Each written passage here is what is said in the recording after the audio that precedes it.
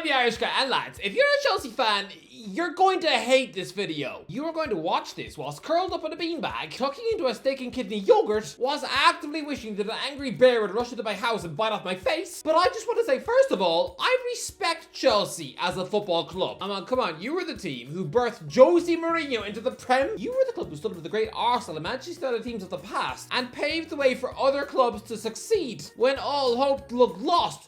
Great. Okay, so now that we've established I don't hate Chelsea, no, let me say now, Chelsea are stupid. Chelsea under Todd Bowley make absolutely no sense to me. This man is a ridiculously wealthy billionaire, so it would be ridiculous of me to sit here and accuse him of being a complete and utter buffoon, some sort of donut munching imbecile who knows nothing outside of eating 12 cheeseburgers in one sitting. But the club's transfer policy since he arrived is nothing short of brain dead. Are you a complete meatloaf who doesn't understand how to run a football club? Because this really does feel like a Barney Gumble was given the keys to Stamford Bridge, because these decisions, they don't make any sense. Where do you want to start? Okay, this week, Chelsea have tied up a £54 million deal for Wolves winger Pedro Neto, which proves even further to me that Chelsea don't have a clue what they're doing. This man is the epitome of injury prone. This is a flying Portuguese winger on paper, sure, but he is someone who probably snapped a hamstring in half just brushing his teeth. Over the last 3 years, he has missed 96 games through injury.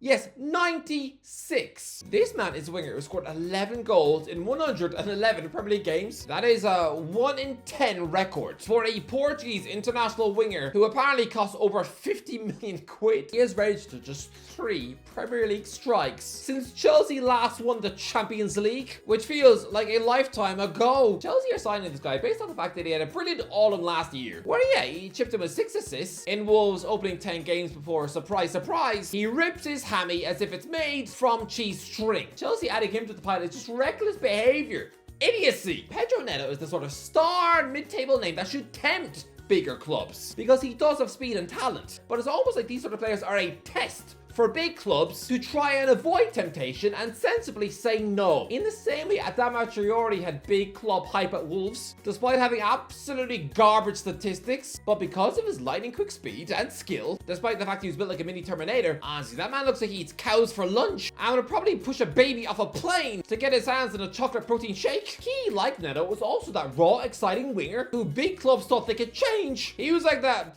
troublesome potential bad boy on a motorbike that the choir girl at school thinks she can change. Oh, once I get my hands on him, he can realize his full potential. Yeah, like Lisa Simpson and Nelson Muntz. Yeah, he eventually tricks Barcelona, another crazy club making crazy decisions, to take him back on loan, and guess what? He then had the end product of a queasy turtle. Chelsea actually falling into the trap of buying a player like Neto. Why do we get the feeling Bodie is also the type of man to reply to emails sent to him by a Nigerian prince? Chelsea have randomly signed this injury-prone Portuguese chunk of cheese for £54 million. Lads, I would sooner buy a core Neto than Pedro Neto. And lads, ice cream is too cold for my teeth. I'm pretty sure if I've been into a Magnum, I would die. Well lads, this might sound squeamishly crazy, but signing him just proves that Bowley does not know a thing about the club's history, because Chelsea are a team who are allergic to players whose name ends in O. I mean, don't believe me? Over the last 20 years, you tell me which one of these yogurt pots was a long-term Chelsea success. Ambrosio, Crespo, Del Horno, Hilario, Shevchenko, Pizarro, Di Santo, Deco, Cuadrado, Eto, Falcao, Pedro, Alonso, Eduardo, Caballero, Bakayoko, Saicedo, Angelo. Yeah, Pedro Neto, he's got O's at the end of his first and last names. Come on! You might as well be signing somebody who's got a broken back. This is like Tesco choosing to hire somebody who's got a skull tattoo in his face. Yeah, I don't want that weirdo scanning my broccoli. They tried to get Adriano and Robinho too. You just know that they've been Chelsea flops as well. As would Cristiano Ronaldo when Todd Bowley tried to buy him. Because not a single one of those players ending in O lived up to the Chelsea hype. I mean, don't you tell me Hernan Crespo was a success. This was a 4-time Ballon d'Or nominee before he went to Stamford Bridge, and then he literally scored 2 goals in a Champions League final whilst out on loan away from Chelsea. Yeah, if Lukaku did that against Man City last year, you would all be having kittens on the internet. The only exception to the rule of the last 20 odd years has been Ricardo Carvalho, who was actually signed by Mourinho. Oh, I really walked into that one. And okay, I guess Jorginho actually turned out to be good in the end, although he was largely written off as a sorry shaped flop for his first 2 years at Chelsea at least. I mean, especially when he's playing in midfield as they were losing 6-0. But okay, fine, okay. Carvalho and Jorginho. Maybe Pedro on his day. Well, that's 2.5 success stories over the last 20 years. I mean, I guess Malo Gusto's been alright too, but that's a bit like getting excited over a vanilla ice cream. He's supposed to be your second choice right back. Players who join Chelsea who end in an O aren't good. Know your history. Bowley. I mean, he probably carelessly serves Cheerios in the club canteen as well. Now, that's a brand of cereal which would probably cause any staff member at Chelsea an allergic reaction. Chelsea need to avoid signing players who end in O the same way Ben Affleck should stop marrying famous women called Jennifer. It always ends in divorce. Chelsea don't do O's. So good news then that you've also signed Aaron El Salmimo for £15 million. Anyone know who he is? Anyone? Oh, why would you? The bloke's played 3 league matches in his life, and one of them was a 1-minute cameo. Even his own mum probably doesn't even know if he's any good. How on earth do you get scouted by a European giant 7,000 miles across the globe based off a combined 74 minutes worth of Argentinian league football? It's like if I get scouted for Brazil American Idol based on me singing now.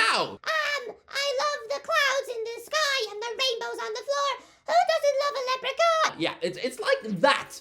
Getting me a gig on a Brazilian TV show. No! They've also signed £34 million Brazilian wonderkid Estevão Willian from Palmeiras, who was, creepily signing a professional contract with Nike when he was 10.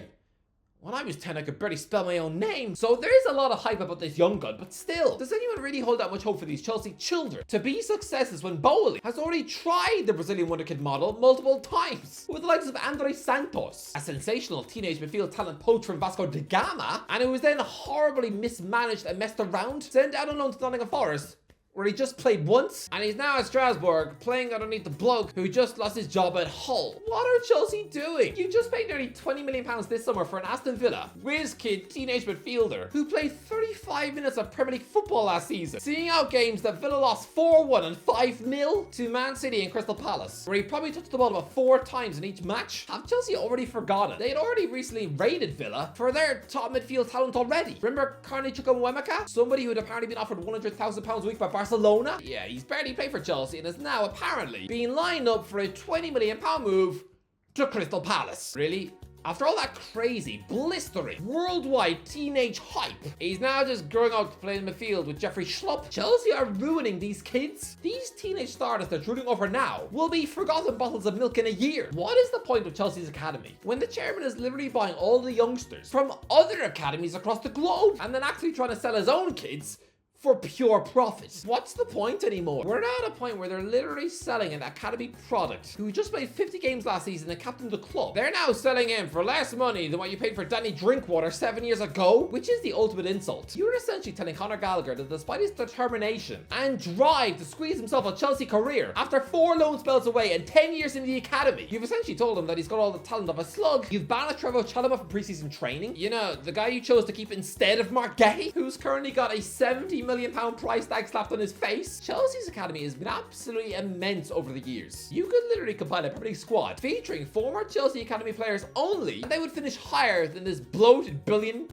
squad now. Much better. Slanina, James, Ake, Gehi, Matson, Mount, Rice, Christensen, Gallagher, Olise, Solanke, with Colwill, Tomori, Chalobah, Livramento, Lamptey, Hall, Gilmore, Hudson-Odoi, Hutchinson, Abraham, and Nketiah making up the squad. Even Mbappe was on trial at Chelsea when he was 13. Come on, this team would be incredible. Lads, remember when Chelsea had a transfer ban thrust on them back in the Frank Lampard days? Chelsea were accused of having played youngsters, most of them who were kids on trial, in their youth teams without registering them. They didn't file the correct paperwork with FIFA over children. I mean, the most high-profile player that got them in trouble was Bertrand Traore, who moved to Chelsea from Auxerre at just 15, and the club then paid to send him to a private boarding school. Yeah, the kid contributed nothing to Chelsea's success.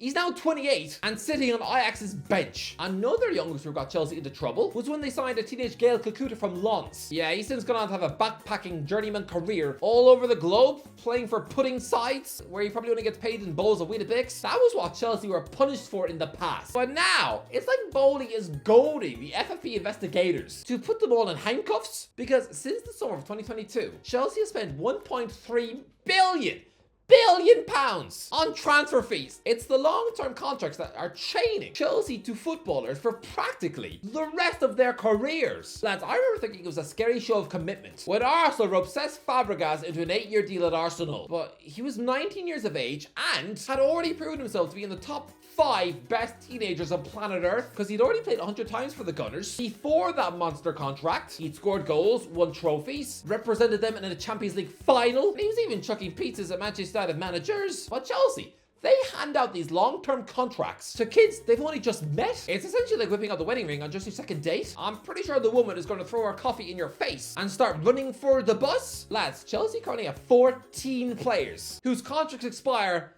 next decade. In the 30s. Mudryk, Enzo, Saicedo, and Jackson. They are all locked into Stamford Bridge until 2031. Chelsea are a club have always sneered down their noses at local London rivals QPR, right? But Bowley, he has actually made you compete with them for having the stupidest transfer policy in Premier League history. Look, I know the Nottingham Forest have recently become shopaholics, but nothing can compare to QPR's laughably pathetic attempts to be ambitious when they were promoted in 2011. They signed so many high-profile footballers, slapping huge wages in their face. On paper, some of these names looked absolutely impressive. Between 2011 and 2014, in came Jibril Cisse, Sean Wright-Phillips, Anton Ferdinand, Luke Young, Federico Makeda, Kieran Dyer, Tate Taiwo, Fabio da Silva, Julio Cesar, Josie Basingua, Andros Townsend, Jermaine Genius, Andy Johnson, Jisung Park, Stefan Mbia, Esteban Granero, Loke Remy, Chris Samba, Aaron Hughes, Oguchi Onyu, Nico Krankar, Benoit Asu Okoto,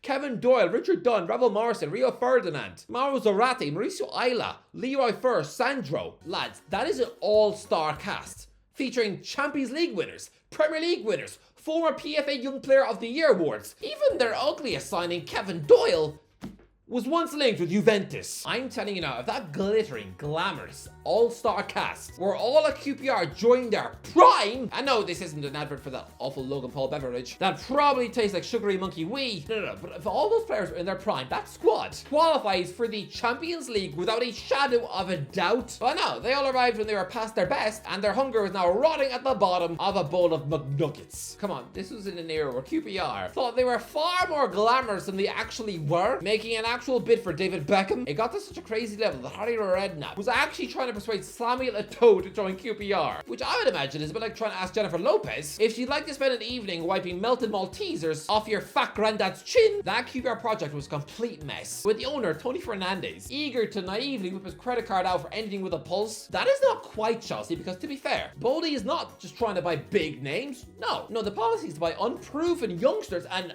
hope that they'll become world beaters. Both different approaches, but both just as stupid. There is no bigger insult to Chelsea fans than being compared to that QPR nonsense, but so far, the way you're moving, it's just as insane.